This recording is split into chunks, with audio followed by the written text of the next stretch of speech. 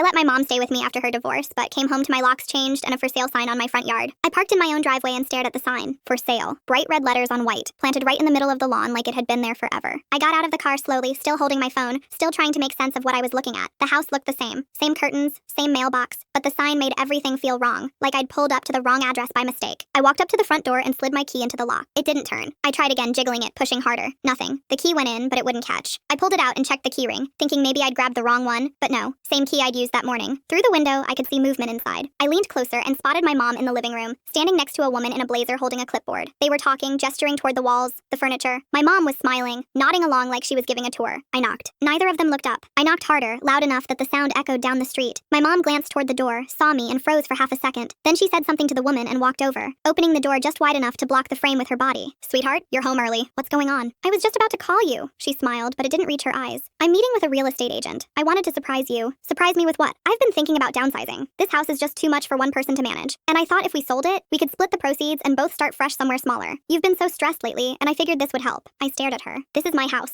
"I know, honey, but you've been so generous letting me stay here, and I just thought, why doesn't my key work?" She hesitated. "Oh, I had the locks changed yesterday. There was a guy going door to door offering security upgrades, and I thought it would be safer. I was going to give you the new key tonight." "You changed the locks on my house." "Our house," she said softly. "I mean, I've been living here too, and I just wanted to make sure we were both safe." The woman with the clipboard appeared behind her, smiling politely. "Hi there. You must be the daughter. Your mom's been telling me all about the property. It's a great space. I think we can get a solid offer within the week." I looked past my mom into the living room. The couch had been moved. The walls were a different color than they'd been this morning, pale gray instead of cream. The photos I'd hung near the entryway were gone, replaced with generic landscape prints. "She doesn't own this house," I said. The agent's smile faltered. "I'm sorry? My name is on the deed, not hers." My mom's hand tightened on the doorframe. "Sweetheart, let's not do this in front of company." "Then stop pretending this is your house." The agent looked between us, clearly uncomfortable. "I think there might be some confusion here. The listing came through with your mother's name on all the paperwork." "What paperwork?" My mom stepped back slightly, letting the door swing open a little wider. "I filled out the forms. I used the mail that's been coming here. We have the same last name, so it was easy to—" "You forged documents." "I didn't forge anything. I just streamlined the process so we could move forward without all the legal headaches." The agent cleared her throat. "I'm going to step outside for a minute." She slipped past my mom and walked toward her car, phone already in her hand. I pushed the door open the rest of the way and stepped inside. "You need to leave." My mom's face hardened. "I'm trying to help you." "By selling my house without telling me?" "By giving us both a chance at a fresh start. You're too proud to admit you're drowning here, but I see it. I see how tired you are, how much this place costs you. I'm doing this for both of us.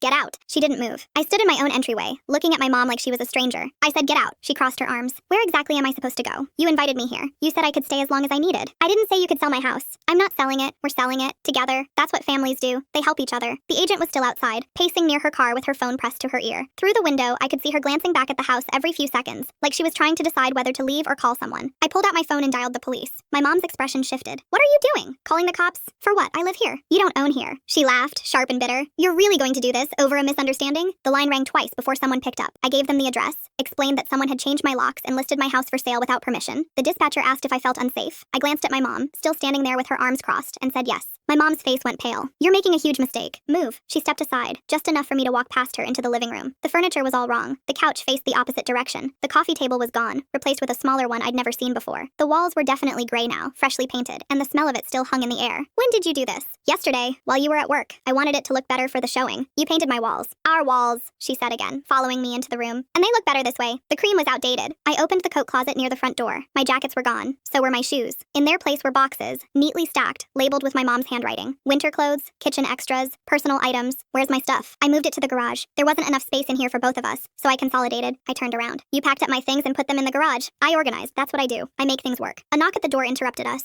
I opened it to find two officers standing on the porch. One older with graying hair, the other younger and holding a notebook. The agent was still by her car, watching from a distance. The older officer looked at me. "You're the homeowner?" "Yes." "And you're saying someone changed the locks without your permission?" "My mother." I gestured toward her. "She's been staying with me for a few weeks, and today I came home to find the locks changed and the house listed for sale." The younger officer glanced at my mom. "Is that accurate?" She smiled, calm and composed. "There's been a misunderstanding. I've been living here and helping my daughter manage the property. We've been talking about selling for a while now, and I took the initiative to move things forward. I didn't realize she'd react this way. We never talked about selling." "We did. Multiple times. You were just too stressed to remember." The older officer looked between us. "Do you have documentation showing you own the property?" "It's inside, on my laptop." "Can you show us?" I led them through the living room toward the hallway my mom trailing behind. The bedroom door was closed. I opened it and stopped. The bed was different. Not my bed, hers. The comforter was floral. The pillows mismatched. My dresser was gone. In its place was a smaller vanity with her makeup spread across the top. The closet door was open, and inside I could see her clothes hanging where mine used to be. Where's my bed? My mom stepped into the doorway. I moved it to the guest room. This room gets better light, and I thought it made more sense for me to use it. You took my bedroom. I upgraded. You're young. You don't need as much space. The younger officer cleared his throat. Ma'am, where's your laptop? I found it in the guest room, buried under a pile of my own clothes that had been shoved into a corner. I opened it, pulled up the deed, and handed it to the officer. He scanned it, nodded, and showed it to his partner. This says the property is in your name only. That's correct. The older officer turned to my mom. Do you have any legal claim to this property? She hesitated. We have the same last name. I've been receiving mail here. I filled out the listing paperwork using that mail as proof of residency. That's not the same as ownership. I didn't think it mattered. We're family. The officer's expression didn't change. Did you change the locks? For security reasons. Without the owner's permission? She didn't answer. He looked at me. Do you want her removed from the property? I nodded. My mom's face crumpled. You're really going to do this? After everything I've done for you? You sold my house. I tried to help you. By lying to a real estate agent and forging documents? The younger officer stepped forward. Ma'am, you need to gather your belongings and leave the premises. I don't have anywhere to go. That's not our concern. She looked at me, her eyes wet but her jaw tight. You're going to regret this. Go pack! She didn't move for a long moment, just stood there staring at me like she was waiting for me to take it back. When I didn't, she turned and walked toward the bedroom, her bedroom now apparently, and started pulling things out of the closet. The older officer stayed with her while the younger one walked me back to the living room. Do you have a locksmith you can call? I'll find one. I'd recommend changing the locks again as soon as possible. And if she tries to come back, call us immediately. I nodded, still trying to process what had just happened. Through the window, I could see the agent getting into her car and driving away, the for sale sign still planted in the lawn. I pulled the for sale sign out of the lawn myself. The metal stake scraped against the grass, leaving a divot in the soil. I carried it to the garage and shoved it behind a stack of paint cans my mom had apparently bought without asking. The locksmith arrived 40 minutes later. He was older, methodical, and didn't ask questions when I explained I needed every lock in the house changed. He worked through the front door first, then the side entrance, then the garage. I stood in the driveway and watched him drill out the old cylinders, replacing them with new ones that clicked smoothly when I tested the keys. You want me to do the windows too? He asked. Can you? Depends on the type. These look like standard sliders. I can add locks if you want. Do it. He nodded and moved to the back of the house.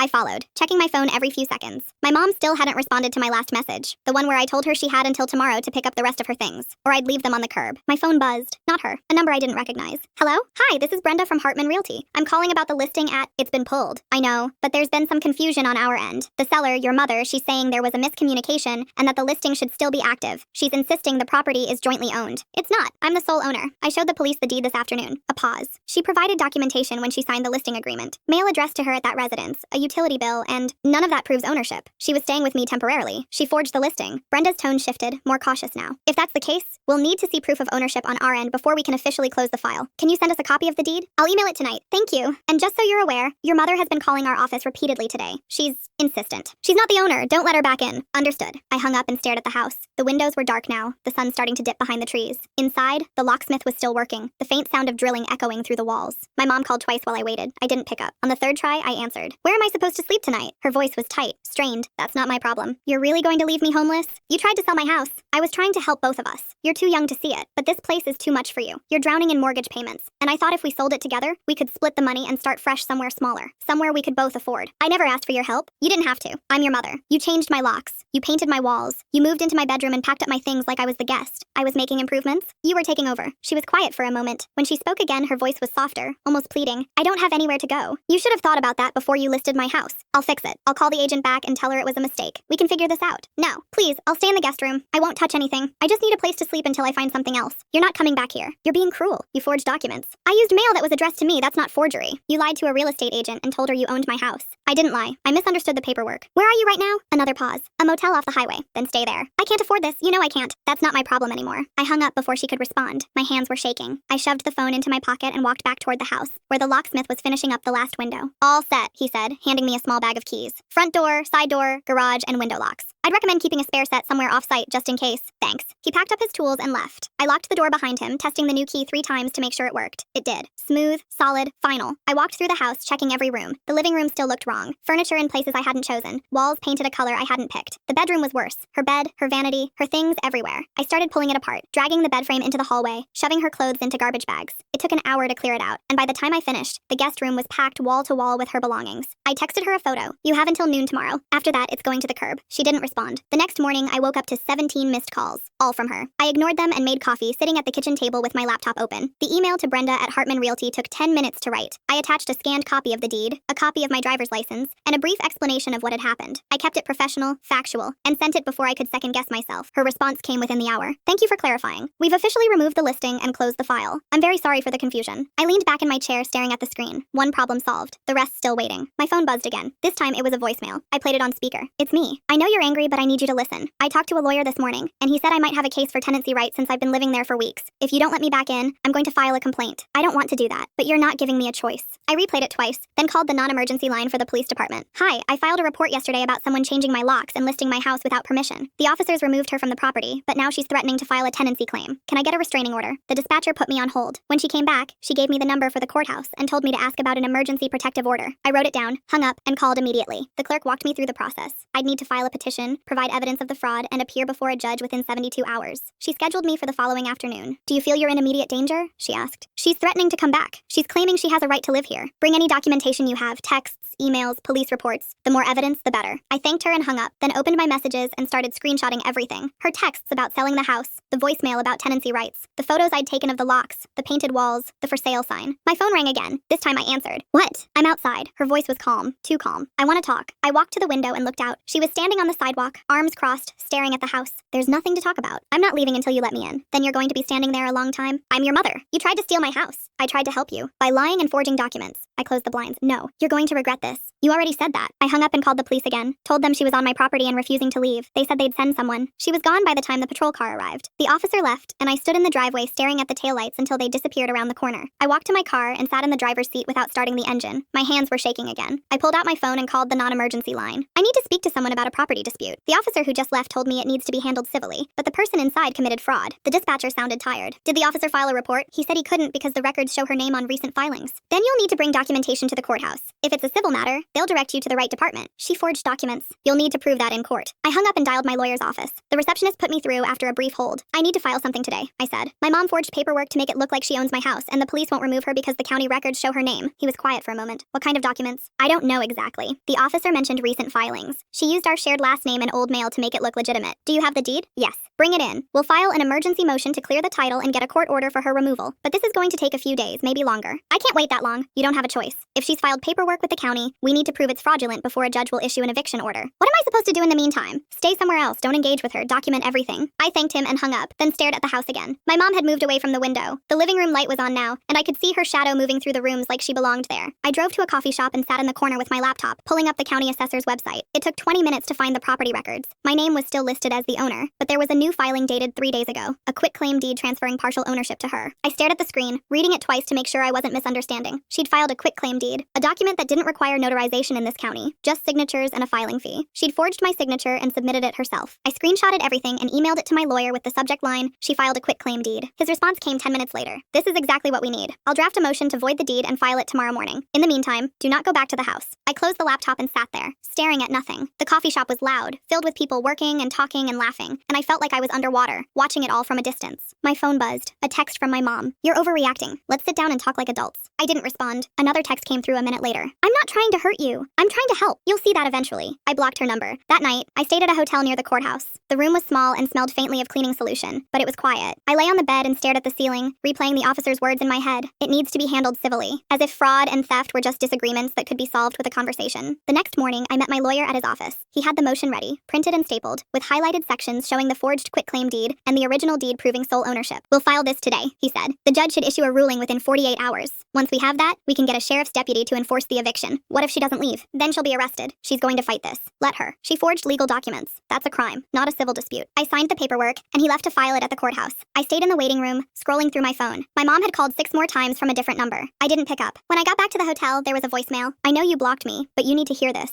I talked to a lawyer too, and he said I have a right to stay in the house because I've been living there for over a month. You can't just kick me out without going through the proper channels. If you keep harassing me, I'm going to file a restraining order against you. I played it twice, then forwarded it to my lawyer. His response was immediate. Good. Let her file. It'll look terrible in front of a judge. The hearing was scheduled for 2 days later. I spent the time gathering every piece of evidence I could find. Photos of the locks she'd changed, screenshots screenshots of the for sale listing, copies of the police reports, the forged quitclaim deed, and the original deed with my name on it. The morning of the hearing, I arrived early and sat in the hallway outside the courtroom. My lawyer was already there, reviewing his notes. My mom showed up 10 minutes before the hearing started, walking in with a man in a cheap suit who I assumed was her lawyer. She didn't look at me. The judge called our case, and we stood. My lawyer presented the evidence first, clean, methodical, walking through the timeline of events and highlighting the forged quitclaim deed. He showed the judge the original deed, the police reports, and the screenshots of her texts and voicemails. Her lawyer argued that she'd been living in the house for over a month and had established tenancy, which meant I couldn't evict her without proper notice. He claimed the quitclaim deed was a misunderstanding, that she believed she had a right to partial ownership because she'd been contributing to household expenses. The judge looked at her. Did you file this quitclaim deed? Did your daughter sign it? She hesitated. I thought she had. You thought she had? We'd discussed selling the house together. I assumed she was on board. That's not what I asked. Did she sign this document? Not physically, but yes or no? No. The judge leaned back in his chair. You forged her signature and filed a fraudulent deed with the county. I didn't think of it that way. I was trying to help. That's not a defense. He turned to my lawyer. Do you have the original deed? Yes, Your Honor. My lawyer handed it over. The judge reviewed it, then looked at my mom's lawyer. Your client has no legal claim to this property. The quitclaim deed is void, and she's to vacate the premises immediately. Her lawyer started to argue, but the judge cut him off. I'm issuing an emergency eviction order. She has 24 hours to remove her belongings, or a sheriff's deputy will do it for her. My mom stood up. This isn't fair. I have nowhere to go. That's not the court's concern. You forged legal documents. You're lucky your daughter isn't pressing criminal charges. She's my daughter. She's supposed to take care of me. She's not required to let you steal from her. The judge dismissed us, and I walked out of the courtroom without looking back. My lawyer caught up with me in the hallway. That went as well as it could have, he said. The eviction order is enforceable starting tomorrow morning. If she's not out by then, call the sheriff's office. I nodded, still processing. My mom was standing near the elevators talking to her lawyer. She glanced at me once, her expression unreadable, then turned and walked away. I went back to the hotel and waited. The 24 hours felt longer than the entire month she'd been living there. I stayed at the hotel until noon the next day, then drove to a hardware store and bought new locks, the kind that couldn't be picked or bypassed without breaking the door. The clerk asked if I needed installation help, and I told him no. When I pulled into the driveway, her car was gone. I stood on the porch for a minute, listening. The house was silent. I tried the key she'd changed, and it still didn't work, so I walked around back and found the kitchen window unlocked. I climbed through, landing on the counter and stepping down into the sink. The house smelled different, like her perfume and something floral I didn't recognize. The furniture was still rearranged. The walls still painted the soft gray she'd chosen without asking. The living room looked staged, like a showroom. Everything positioned for maximum appeal to a buyer who would never come. I walked through each room, checking for signs of her. The guest bedroom was empty except for a few boxes stacked in the corner. I opened one and found my photo albums, the ones that used to sit on the shelf in the hallway. She'd packed them away like they didn't belong. In the master bedroom, my bed was made with different sheets.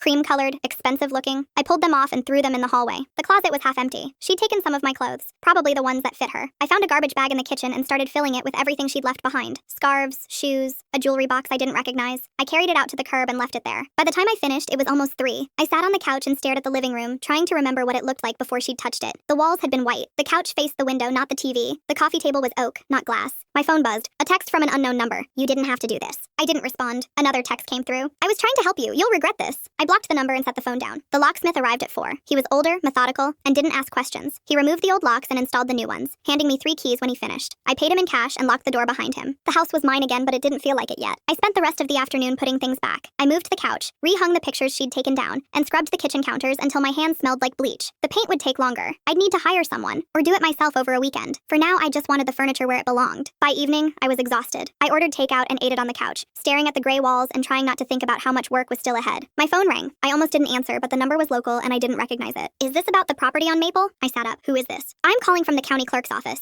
We received a complaint about a fraudulent filing and I wanted to follow up. The quitclaim deed. Yes. We flagged it in our system, and it's been removed from the public record. If you want to pursue criminal charges, you'll need to file a report with the police. I already tried. They said it was a civil matter. It's fraud. If you have proof, they should take a report. I have proof. Then I'd recommend filing again. Mention the court ruling. That should be enough to get them to take it seriously. I thanked her and hung up, then sat there staring at the phone. The idea of walking back into a police station and explaining everything again made my chest tight, but the clerk was right. If I didn't report it, my mom would keep doing this to someone else. I called the non-emergency line and asked to speak to someone about filing a fraud report. The dispatcher transferred me, and I spent 20 minutes walking an officer through the timeline. He took notes, asked for copies of the court documents, and told me someone would follow up within a week. Will she be arrested? I asked. That depends on the investigation. If the evidence supports criminal charges, the district attorney will decide whether to prosecute. She forged my signature and filed fake documents. I understand, we'll look into it. I hung up and sat in the quiet house, feeling like I'd just run a marathon. My mom had spent a month dismantling my life, and I'd spent 2 days putting it back together. It didn't feel even. The next morning, I woke up early and walked through the house again, this time with a notebook. I made a list of everything that needed to be fixed or replaced. The paint, the locks on the back door, the curtains she'd swapped out for sheer panels that let in too much light. The list filled 2 pages. I started with the easiest tasks. I bought new curtains and hung them in the living room. I scrubbed the baseboards and vacuumed the carpets. I took down the artwork she'd put up and replaced it with mine. By noon, the house looked closer to how I remembered it. I was in the kitchen when someone knocked on the door. I froze, half expecting it to be her, but when I looked through the peephole, it was a woman I didn't recognize. She was holding a clipboard. I opened the door halfway. Can I help you? I'm with the real estate agency. I'm here to pick up the lockbox. I stepped outside and saw the lockbox still on the door. I'd forgotten about it. Thank you, I said. She pulled it out of the ground and carried it to her car. I'm sorry about the confusion. We were told the listing was legitimate. It wasn't. I know. We filed a complaint with the state licensing board. If there's anything else we can do, let me know. She handed me a business card and drove off. I stood in the yard staring at the empty spot where the sign had been. The grass underneath was yellowed and flattened, but it would grow back. Inside, I sat at the kitchen table and opened my laptop. I pulled up the email thread with the real estate agent and read through it again. She'd been polite but firm when I first reached out, asking for proof of ownership and explaining that she couldn't pull the listing without verifying my claim. I'd sent her the original deed, photos of the house from before my mom moved in, and copies of the utility bills with my name on them. Her response had come within 2 hours. I've contacted the county clerk's office and confirmed that the quitclaim deed was filed fraudulently. The listing has been removed, and I've notified the police.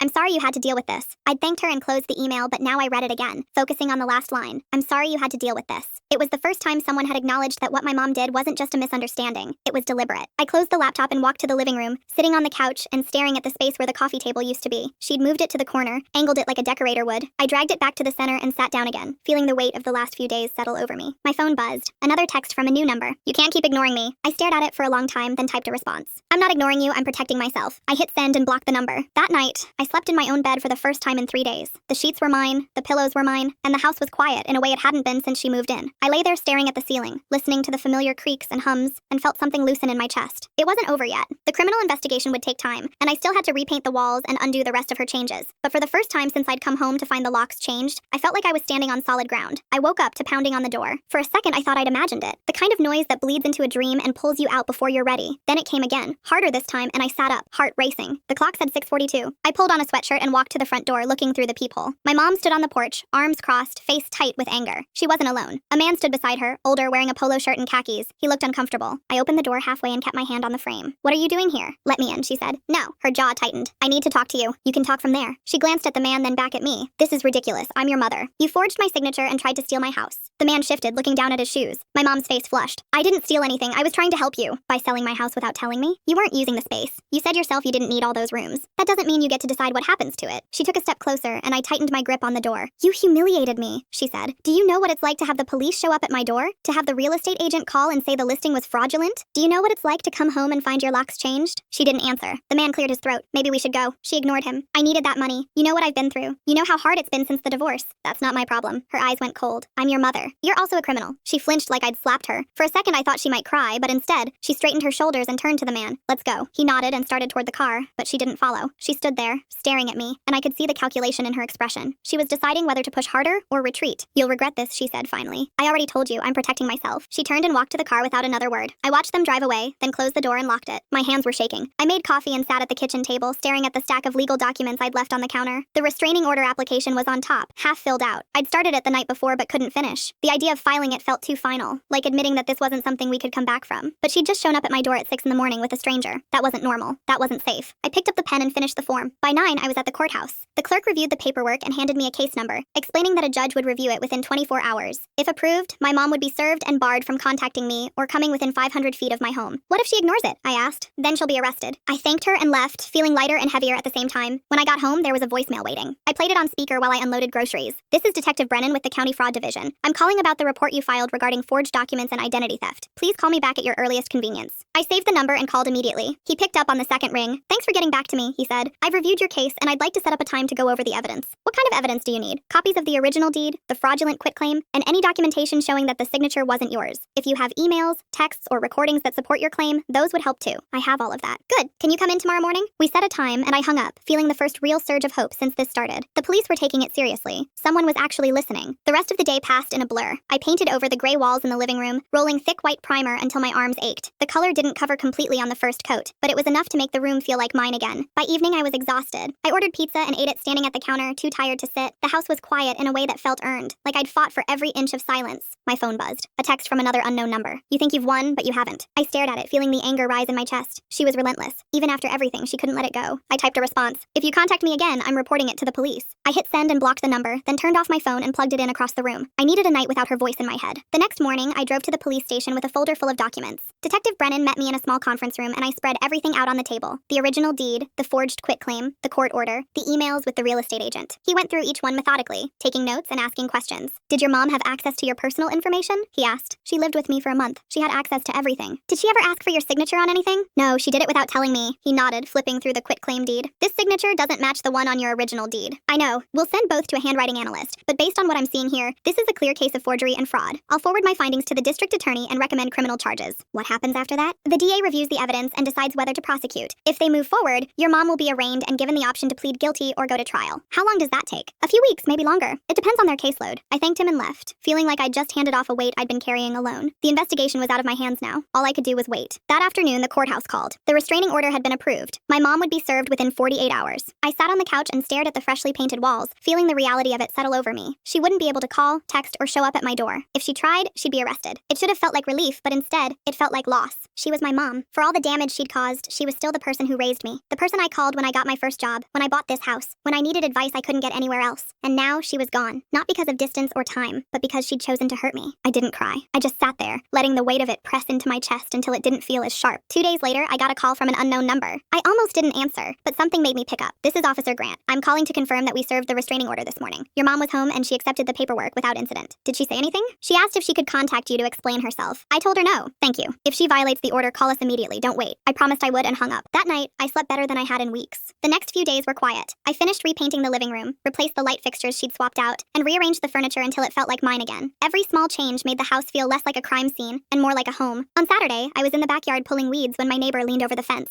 Her name was Claire, and we'd lived next to each other for 3 years without ever talking beyond polite waves. "I heard what happened," she said. "With your mom." I straightened, wiping dirt off my hands. "What did you hear?" "She told me she was downsizing, that you'd agreed to let her sell the place and split the profit." "That's not true." "I know. I saw the police show up, and the real estate agent taking down the sign. I didn't know what to say, so I just nodded." "It's okay. You didn't know. Still, if you need anything, let me know." I thanked her, and she went back inside. It was the first time anyone had acknowledged what happened without making it feel like gossip. It felt like something had shifted, like the story wasn't just mine anymore. That evening, I got an email from the district attorney's office. They were moving forward with criminal charges. My mom would be arraigned in 2 weeks. I read the email 3 times, then closed my laptop and sat in the quiet house, feeling the last piece of the puzzle click into place. She'd face consequences, real ones, not just a slap on the wrist or a fine she could pay and forget about. She'd have a record. She'd have to explain what she did in front of a judge. And I wouldn't have to do anything except show up if they needed me to testify. The relief was so strong it made me dizzy. A week later, I was at the hardware store buying paint for the guest bedroom when I ran into the locksmith who'd changed my locks. He recognized me immediately. "How's the house?" "Better. I'm almost done putting it back together." "Good. That was a rough situation." "It was." He nodded, then handed me his card. "If you ever need anything else, give me a call. Locks, security systems, whatever." I thanked him and left, feeling oddly grateful. It was a small gesture, but it reminded me that not everyone who knew what happened thought I was overreacting. Some people just got it. By the time I got home, the sun was setting, and the house glowed soft and warm in the fading light. I stood in the driveway for a minute, looking at it the way a stranger would. The paint was fresh, the yard was neat, and the for sale sign was gone. It looked like a home again. Inside, I set the paint cans down in the hallway and walked through each room, taking stock of what still needed to be done. The guest bedroom walls, the back door lock, the closet in the master bedroom that still smelled faintly like her perfume. It wasn't much, a weekend's worth of work, maybe less.